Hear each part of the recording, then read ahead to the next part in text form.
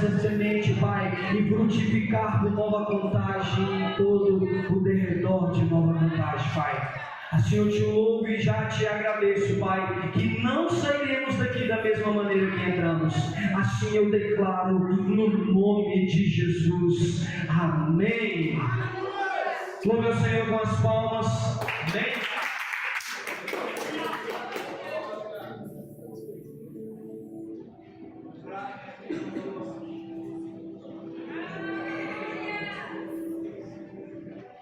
Boa noite a todos. Que a paz esteja em cada coração. Louvo a Deus, amém, por essa oportunidade. Sou grato ao Senhor ali pela vida do Tiago, amém. Toda a equipe, amém. Todos os pastores, pastora, amém. Cada um que está aqui. Louvo a Deus aí, amém. Louvo a Deus pela vida da minha esposa, amém. Tassiane que está aqui me acompanhando, Maria ali. O pessoal da minha igreja ali, o Juan, Davi, o Enzo, o Rodrigo. Amém? Que estão aí também nos acompanhando aí. E é muito bom podermos estar aqui e poder compartilhar daquilo que Deus tem nos falado, daquilo que Deus tem nos movido também. E hoje aqui um culto de jovens, Deus ele me deu uma palavra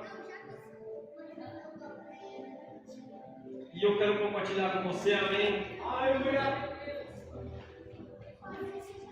1 Timóteo capítulo 4, versículo número 11.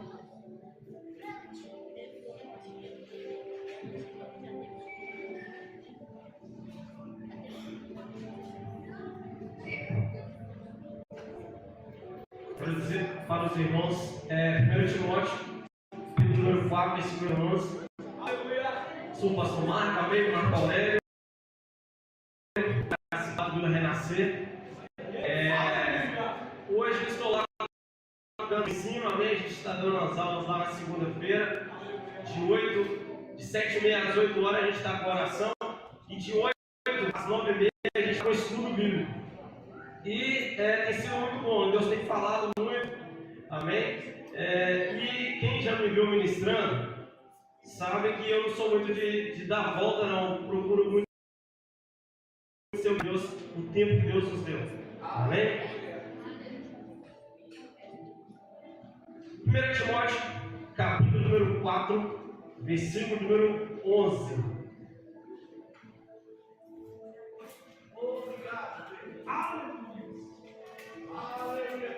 Eu gosto de puxar bastante a orelha, meu irmão. Eu quero já te dizer, jovens, não ande sem a sua Bíblia, amém? Eu gosto muito de começar já ressaltando essa importância da Bíblia. Você vai vir para o culto de jovens, reunião de pastor, não sei o que, não interessa o que é que você vai, carregue a sua Bíblia. Você tem que ter uma Bíblia no seu carro, na mesa do seu escritório, na sua mochila, na sua casa, aonde você for, você tem que ter uma Bíblia, amém? Ela é a palavra de Deus, meu irmão. Aleluia! Não ande sem Bíblia. Se você não tem Bíblia, procura pastor, procura o líder de jovens aí, porque eles vão te abençoar com uma Bíblia linda. Amém? 1 Timóteo, capítulo número 4, versículo número 11. Diz assim a palavra do Senhor: manda estas coisas e ensina-as. Ninguém despreze a tua mocidade, mas sê exemplo dos fiéis na palavra, no trato, na caridade, no espírito, na fé. Persiste em ler, exortar e ensinar até que eu vá.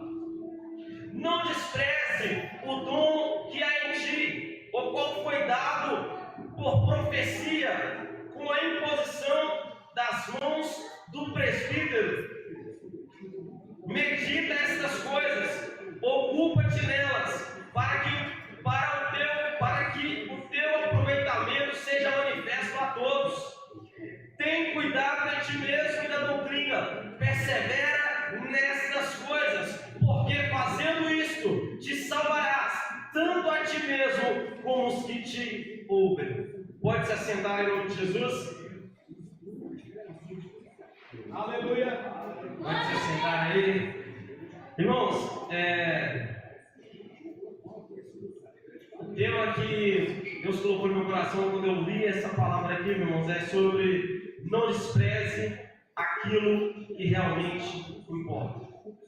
Se você puder guardar isso na sua mente, leva isso para a sua vida. Não despreze aquilo que realmente importa. O desprezo é uma emoção que toma o coração do homem e leva ele a desdenhar, leva ele a não honrar, a não dar voz, a não respeitar aquilo que ele está desprezando. E Deus ele foi falando comigo nesse texto aqui de Paulo para Timóteo, e Deus foi falando comigo, ligando essas coisas aqui. Eu pensei, Deus, isso aqui é muito interessante. Paulo ele está instruindo Timóteo, Paulo ele está anunciando para Timóteo, ele está aconselhando Timóteo. A Bíblia diz aqui no capítulo 1, versículo 2, ele fala que Timóteo é o seu verdadeiro filho na fé. Ele fala que Timóteo era o seu filho e ele deixou Timóteo para cuidar da igreja que está em Éfeso. Paulo agora encarrega Timóteo de um grande chamado ministerial para que ele cuidasse da igreja de Éfeso. E Paulo aqui ele diz, nesse versículo 2 aqui, que Timóteo é o meu verdadeiro filho na fé, graça e paz da parte de Deus, nosso Pai, de Cristo Jesus, nosso Senhor. O primeiro desprezo que eu vejo aqui na palavra do Senhor é não desprezar, meu irmão, ninguém e nem nada. A gente percebe aqui que Paulo, ele levanta Timóteo e ele coloca Timóteo aqui na igreja de Éfeso e ele sai e continua suas missões, mas Paulo, ele não deixa de instruir Timóteo, que é o seu filho na fé, que é a sua ovelha. Paulo, ele diz ainda, na carta de 2 Timóteo, que ele estava já sendo entregue, que ele já estava ao ponto de ser entregue ali para ser morto. E ele diz que ele combateu o combate, e ele guardou a fé. E ali ele fala Timóteo, meu filho, no capítulo 4, versículo 10, ele diz, Timóteo, vem me visitar e seja rápido, porque Deus que estava comigo me desamparou. Ou seja, como se ele estivesse dizendo para Timóteo, eu estou sendo até desprezado, aqui só Lucas está comigo aqui, Timóteo. Nós não podemos, em hipótese alguma, irmãos, desprezar ninguém. Você vê que Paulo ele coloca Timóteo para cuidar da igreja de Éfeso, e ele não está apenas olhando para a igreja e instruindo Timóteo para cuidar da igreja, mas ele está preocupado com Timóteo. Porque ele levanta Timóteo e dá a ele uma grande missão. E nós não podemos desprezar ninguém, irmãos. Principalmente aqueles que estão lá fora. Principalmente aquelas ovelhas que desgarraram, aquelas ovelhas que estão hoje caídas, que estão dispersas no rebanho.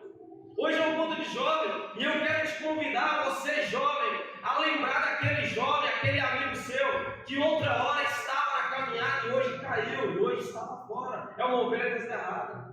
Quando eu vejo Paulo aqui instruindo Timóteo, eu vejo um espírito de paternidade, na qual Paulo ele trata Timóteo com cuidado. Ele sabe que Timóteo tem que ter um suporte, uma cobertura espiritual sobre Timóteo.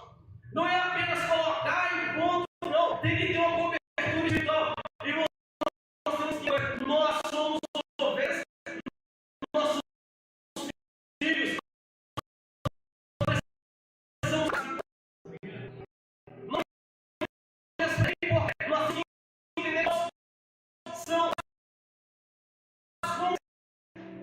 Cristo é o pastor, ele é o nosso pastor, e nós somos as ovelhas desse rebanho. E se a ovelha está desgarrada do rebanho, ela vai ser devorada, ela vai ser destruída.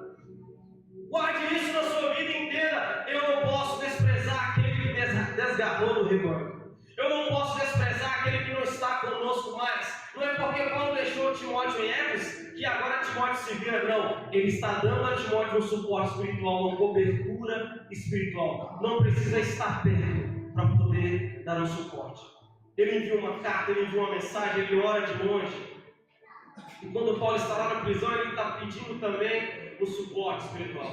A ovelha, o cordeiro, no hebraico significa kavash. E as palavras que compõem a palavra cordeiro, ela é formada por 3 palavras, o kaf, o bet e o shin. A gente estudava isso lá na igreja, e é interessante quando a gente vai estudando o hebraico, e a gente vai entender que essas 3 palavras, elas representam, o kaf, por exemplo, representa a mão de Deus, representa a palma da mão, o bet representa a casa. Quando nós vemos a palavra Betel, casa de Deus, é o bet mais o El, que é Deus. E aí nós vemos aqui o Shin, que significa a paz, essa conexão. Shalom começa com a letra Shin, e aí tem esse sentido de paz. Então o cordeiro, quando a gente olha para um cordeiro, nós vemos essas características. Um animal que é doméstico, um animal que precisa ser cuidado e ser tratado. Se soltar uma ovelha, um cordeiro, num pasto, ela não consegue sobreviver sem a mão de alguém para conduzir ela. A ovelha, quando ela cresce, a lã dela vai crescendo ao ponto de a própria lã se tornar um peso para ela. Ela é um animal que tem um propósito de habitar junto com os seus. Ela precisa de um pastor. Toda ovelha precisa de um pastor. Não existe ovelha que sobrevive sem um pastor. Nós temos que combater a ideia de que eu posso congregar na minha casa, que eu posso viver sozinho sem igreja. Não, irmãos, nós somos um rebanho. Nós não vivemos sem a igreja, sem um calor, sem a presença dos irmãos. Nós somos um dependendo do outro. Exortai-vos uns aos outros, com temor a Deus.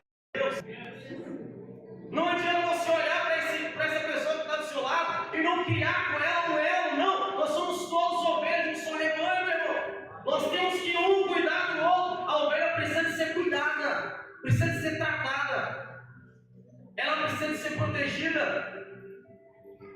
E aqui, o segundo desprezo que eu vejo aqui nessa palavra é em Timóteo capítulo 4, no versículo 12. Aqui, olha, Paulo vai dizer: ninguém despreze a tua mocidade. Paulo está dizendo para a igreja de Éfeso, ele está dizendo em Éfeso: não despreze a mocidade de Timóteo. Paulo está dizendo aqui no texto que nós vemos: ninguém despreze a tua mocidade ou a tua juventude, ou porque você é um jovem, um mancebo. Não é porque você é jovem que eles têm que te desprezar, não. Ninguém despreze a tua mocidade. E quem está falando isso é Paulo, que foi desprezado pela igreja de Corinto. Paulo que sofreu, Paulo que quando ele aceitou Jesus e ele foi batizado, ele queria ingressar no corpo, mas ele foi desprezado, porque olhavam para ele e só viu o passado. Olhavam para ele e não viu o homem transformado, foi desprezado. E Paulo olha para a igreja e diz: não despreze a tua mocidade. Não despreze os jovens da casa. Eu sou grato a Deus por essa juventude que estaremos acompanhando: Davi, o Juan, o Rodrigo, o Ego. São os meninos que já hoje lá na igreja já prega, já louva, já toca. O Rodrigo já é o líder de jovens lá. Nós não podemos desprezar essa geração que está levantando, meu irmão. Nós temos que honrar eles, nós temos que respeitar eles, nós temos que dar lugar para eles, porque essa geração é o que Paulo diz: não despreze a tua mocidade, igreja. Não despreze.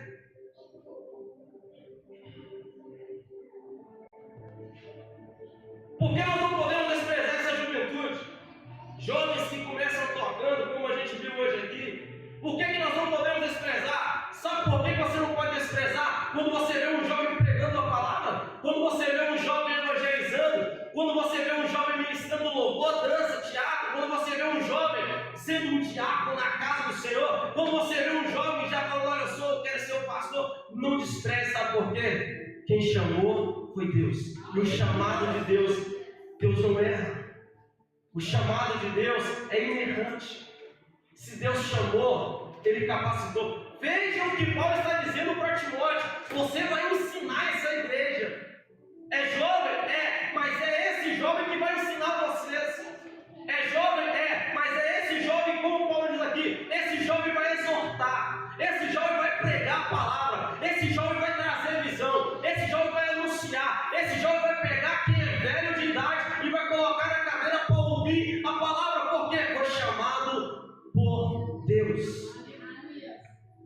Não despreze a mocidade, porque foi Deus que chamou. A gente tem que brigar com Deus. Foi Deus que chamou? Meu irmão, a sua briga é com Deus. Se Deus chamou, deixa essa mocidade trabalhar. Hoje é um culto de jovens. Incentiva essa mocidade. Incentiva esses jovens. A Bíblia diz que por que nós não podemos desprezar essa mocidade? Quando você olha na história de Israel, você vai ver Deus usando jovens. Você vai ver Deus usando mancebos. Deus usando a mocidade. Em 1 Samuel capítulo 3, a gente vai ver ali, quando todo mundo conhece a história de Ana, que Ana não podia ter filho, ela tem um filho agora, ela pega o filho e entrega no tabernáculo do Senhor. O menino foi entregue lá, meu irmão, não foi entregue lá para passar tempo.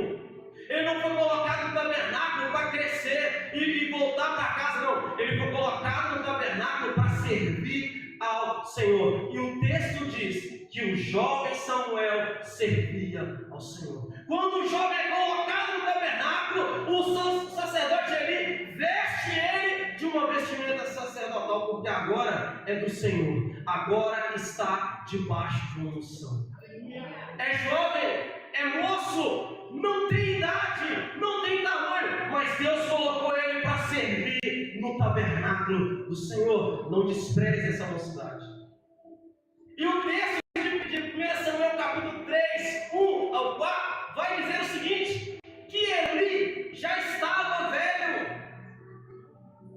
Deus levanta o profeta para falar com Eli que os filhos de Eli estavam cometendo imoralidade sexual nas portas dos tabernáculos. Há uma juventude, há uma geração de jovens que vive conforme o mundo diz. Há uma geração que vive no tabernáculo do Senhor. Essa geração, meu irmão, nós não podemos desprezar ela. Nós temos que valorizar essa geração. Como é difícil para um jovem largar a imoralidade lá fora e adentrar no tabernáculo do Senhor. E agora a Bíblia relata duas gerações. A geração do sacerdote lá, que é os que se corromperam, mas a geração Samuel, que crescia lá no tabernáculo. Eu acho interessante que o texto diz a mesma palavra para Jesus: crescia para com os homens e para com Deus. Samuel crescia no tabernáculo. A Bíblia diz, meu irmão, um tempo, no capítulo 3 vai dizer, não havia mais visões. Deus agora ele olha para Samuel, já exercendo um sacerdócio ali no templo, no tabernáculo, desculpe. E agora Deus vai chamar Samuel. A Bíblia diz que antes que se apagassem as lâmpadas do candelabro que ficava diante da arca da aliança, Samuel vai dormir. Quando Samuel se deita, a Bíblia diz que ele ouve uma voz dizendo: Samuel, Samuel. A Bíblia diz que Samuel, por umas 3 vezes, ele levanta e vai até o sacerdote ali: eis-me aqui, Senhor. E ele fala com ele: olha, eu não o chamei, volta a dormir.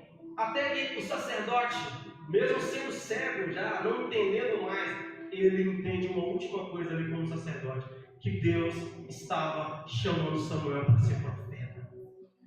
E ele diz: Samuel, a próxima vez que você ouvir, você vai dizer: eis-me aqui, Senhor.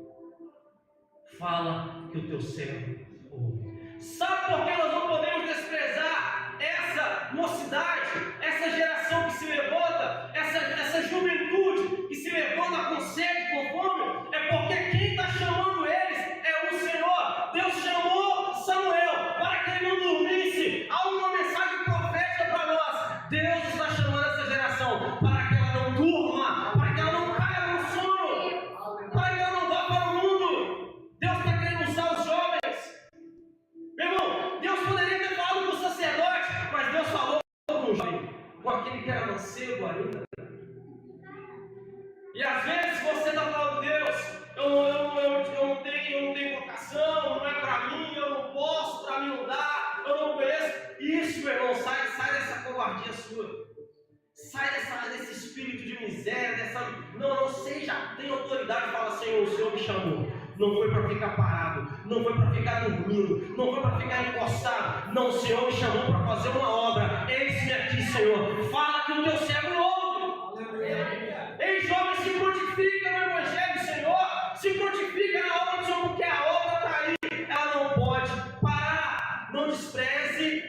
tua mocidade. A Bíblia vai dizer em 1 Samuel 16, a história de Davi, não precisa nem contar, todo mundo está careca de saber. O menor, a Bíblia faz questão de dizer que os jovens chegaram, passaram-se diante de Samuel, e Samuel pensou: olha, certamente está aqui o rei de Israel, mas não era, porque Deus não vê como o homem vê. O homem vê por fora, Deus vê por dentro. E a Bíblia vai dizer que agora Deus fala, que Samuel fala: tem mais alguém aqui? Tem um menor. Olha só como que Deus vai descendo e pega um menor, o mais jovem. Era o mais jovem aos olhos humanos, mas era o que mais tinha maturidade espiritual. A Bíblia vai dizer, meus irmãos,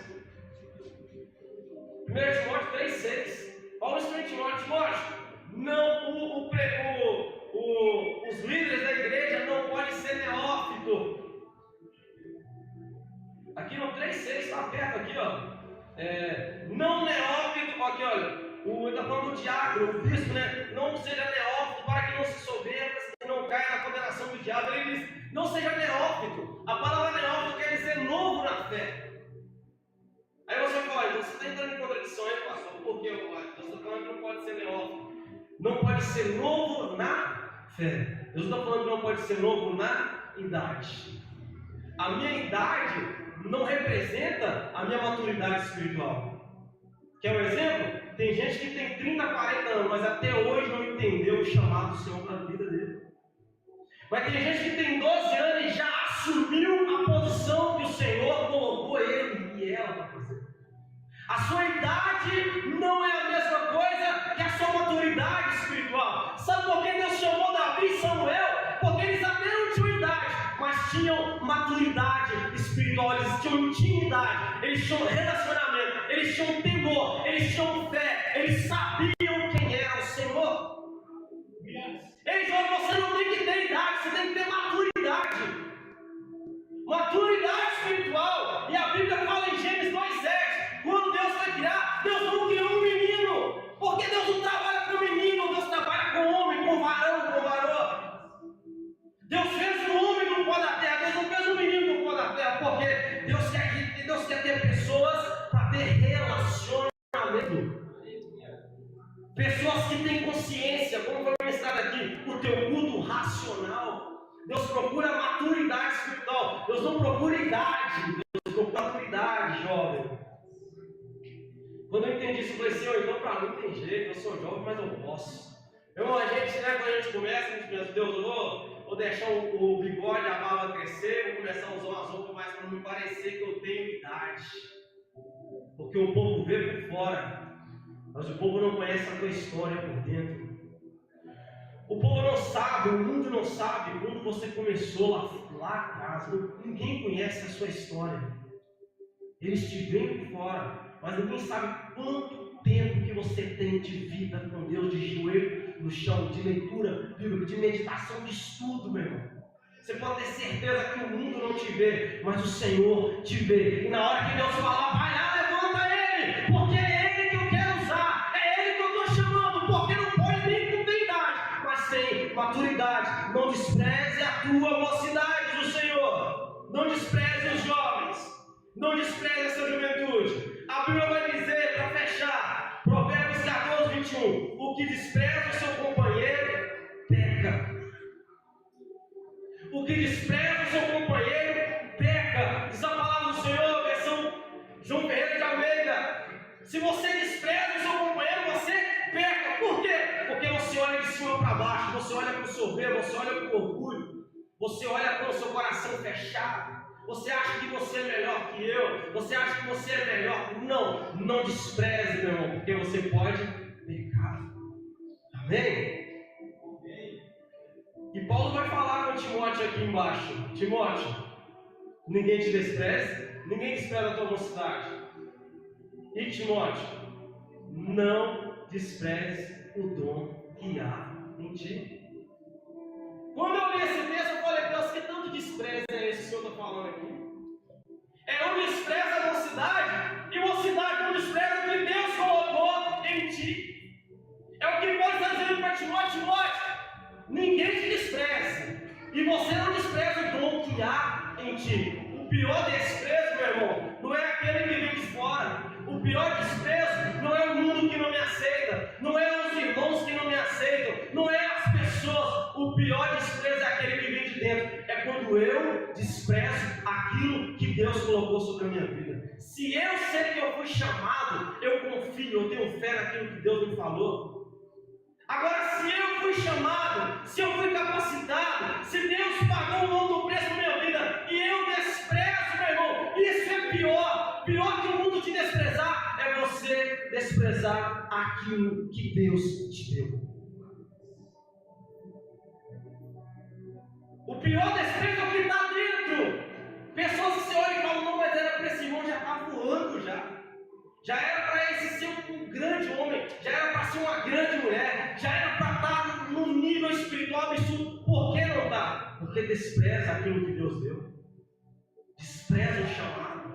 Não valoriza, não honra, não respeita, não dá lugar para Deus trabalhar. Isso é pior. A Bíblia fala do filho pródigo, ele desprezou totalmente a herança que o pai colocou sobre ele. A palavra pródigo, gastador. Lucas capítulo 15, versículo 32. Pegou tudo que o pai deu ele, foi para o mundo e gastou. Por que gastou? Porque desprezou aquilo que foi colocado sobre ele. Não despreze o dom que há em ti, porque você não recebeu de qualquer um, você recebeu de Deus. Não foi o homem que te deu, não foi você que comprou, porque não se compra, não se vende. Quem te deu foi Deus. Não despreze aquilo que Deus te deu. Não despreze o Espírito, não despreze a palavra, não despreze a oração, não despreze o sacrifício na cruz. Não despreze a graça que o Senhor está derramando sobre a tua vida. Não despreze o momento com o Senhor. Não despreze aquilo que Deus te deu. E Paulo vai falar para Timóteo, 2 Timóteo 2, versículo 6. Desperte o dom que há em ti. Eu não sei se Timóteo aqui regrediu, eu não sei o que aconteceu, mas o que eu sei é que na primeira carta Paulo diz, não despreze o dom. Na segunda carta Paulo fala, desperta, desperta, desperta, porque Deus não te deu um espírito de temor, de covardia, de medo, não, mas de poder, de autoridade. Deus não te chamou para ser covarde, mas Deus te chamou, jovens que aqui me ouvem, para ter autoridade, para ter poder. Não despreze, desperte aquilo que o Senhor derramou sobre a tua vida. Aleluia. Desperte, meu irmão. E eu buscando o Senhor, me fala mais essa questão de desprezo aí, e Deus foi falando comigo. Meu irmão, o desprezo não é fato da queda. Adão não desprezou depois que caiu. O desprezo não é pecado. O desprezo não é pecado. Mas você acabou de falar que aquele que despreza seu companheiro peca. Se usar o desprezo contra o companheiro, peca. O desprezo é uma emoção que está no ser humano. Adão desprezou a Deus antes da queda, meu amigo. Foi antes da queda, ele desprezou na hora que a oferta veio. Depois ele caiu no pecado. O desprezo, ele habita em nós. É uma emoção, é um sentimento. Mas a questão é, como que você vai usar o desprezo? Nós não podemos desprezar o dom de Deus sobre a nossa vida. Nós não podemos desprezar a palavra de Deus que é lançada sobre nós. Nós não podemos desprezar o Espírito Santo. Nós temos que desprezar o pecado, o diabo, a tentação e a proposta do maligno que vem sobre nós. Adão não poderia ter desprezado o mandamento não comas. Ele deveria ter desprezado a palavra que diz para ele come. Mas ele preferiu desprezar a palavra de Deus do que desprezar a proposta do diabo. Que geração é essa? Que despreza o dom, mas não despreza as propostas lá do grupo. Que despreza a palavra, mas não despreza o que o mundo oferece. O desprezo, ele habita em nós, meu irmão, mas você tem que saber usar ele da forma certa. Não é para você desprezar aquilo que é de Deus. É para você desprezar tudo aquilo que não é de Deus. É para você não amar o pecado. É para você não amar o diabo e aquilo que ele oferece. É para você desprezar ele. Você não pode, a Bíblia diz, não deis lugar ao diabo, não dê honra para o diabo, não dê voz para o diabo, não dê significância para ele. Diabo não tem nome, é diabo, é Satanás, meu irmão. Não dê voz para ele, não, despreza ele, resiste ele, e ele fugirá de vós. Mas tem gente que está chamando o diabo para casa, tem gente que está chamando o diabo para o seu relacionamento íntimo e quer que a vida vai bem. Quando despreza o Senhor, meu irmão, nada vai bem. A sua vida não vai bem. Despreza o mal, despreza as trevas. Aí eu aprendo com Jesus. Eu aprendo com Jesus porque a Bíblia vai dizer em Hebreus capítulo 12, no versículo número 2: fitando os olhos em Jesus, autor e consumador da nossa fé, o qual, pelo gozo que lhe estava proposto, suportou a cruz e desprezou a fome e assentou à destra do Pai. Cristo suportou a cruz e desprezou a oração, desprezou aquilo que o diabo queria oferecer a ele. Enquanto Adão desprezou a Deus, Cristo desprezou a tentação do diabo e se sujeitou aos mandamentos, à vontade do Pai. Ele é o servo fiel em todo momento. Cristo suportou a cruz e desprezou a afronta, meu irmão. Suporte a cruz e despreze a afronta.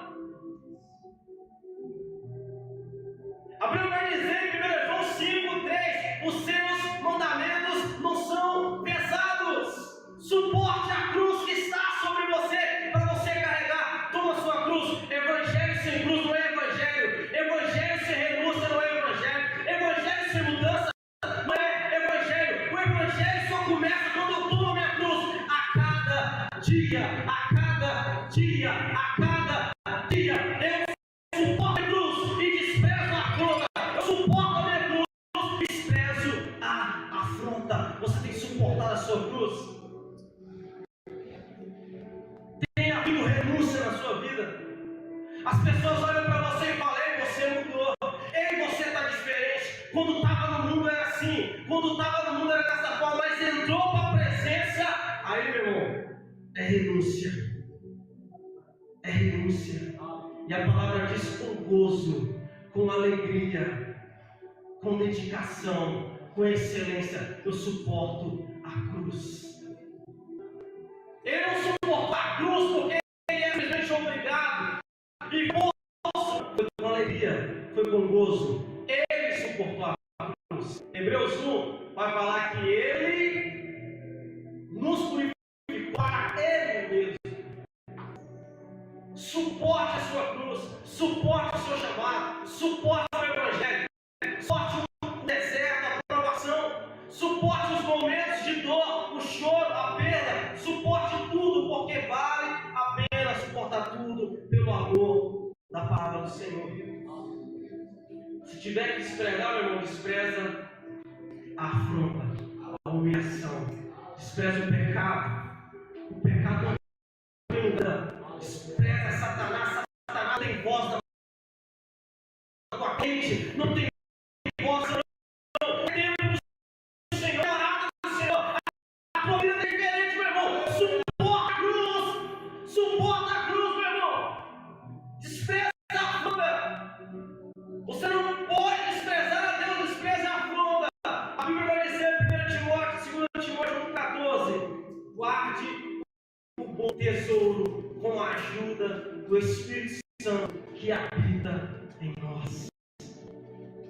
Guarde o bom tesouro com a ajuda do Espírito Santo. Só para finalizar aqui,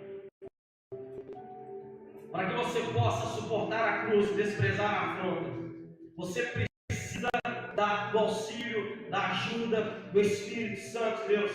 A Bíblia diz que o Espírito Santo nos convence. Jesus disse: ele convence porque não crê em mim. Ele convence do pecado porque não crê em mim. Quando nós não cremos Espírito convence do pecado. O Espírito Santo vai te convencer. O Espírito Santo vai te transformar. O Espírito Santo vai mudar a sua mente. Ao invés de desprezar a Deus, vai desprezar o diabo. Ao invés de desprezar a palavra, vai desprezar o mundo.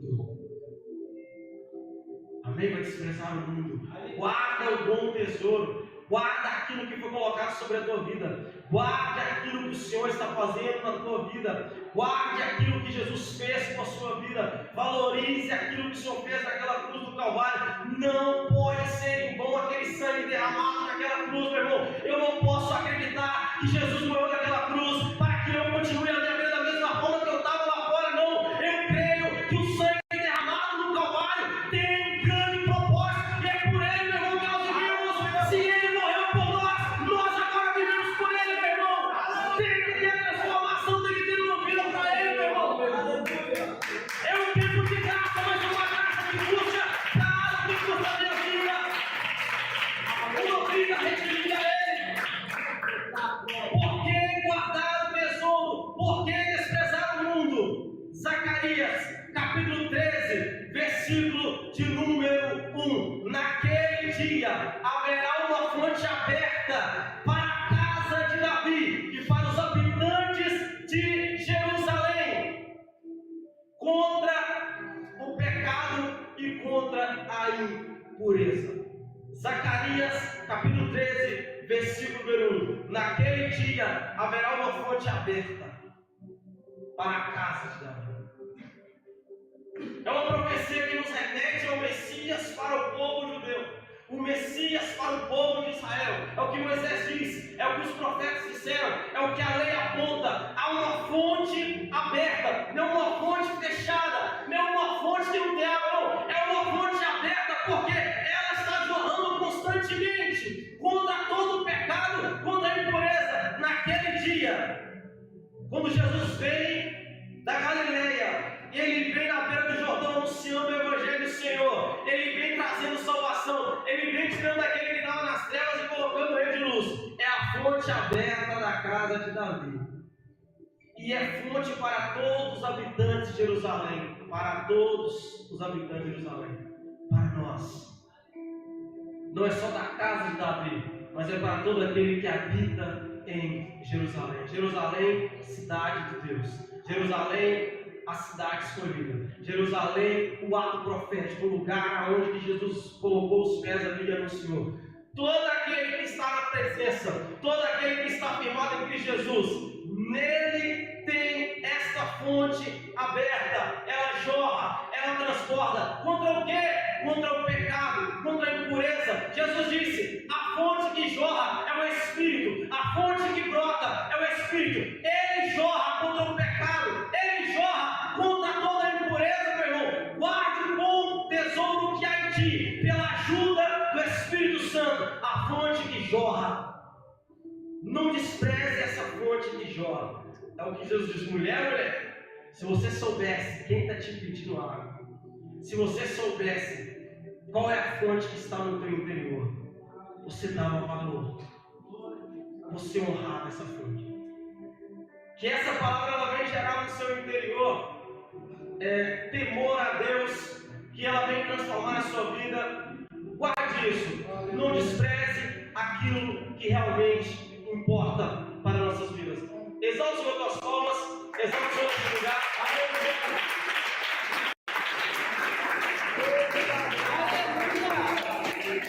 Sou grato a Deus por essa oportunidade, que Deus possa cada vez mais honrá-los em nome de Jesus. Receberam aí, amém? Pastor Marcos, ele foi um grande discipulador no tempo da Nação Marcos. Foi um grande discipulador, é um homem de Deus.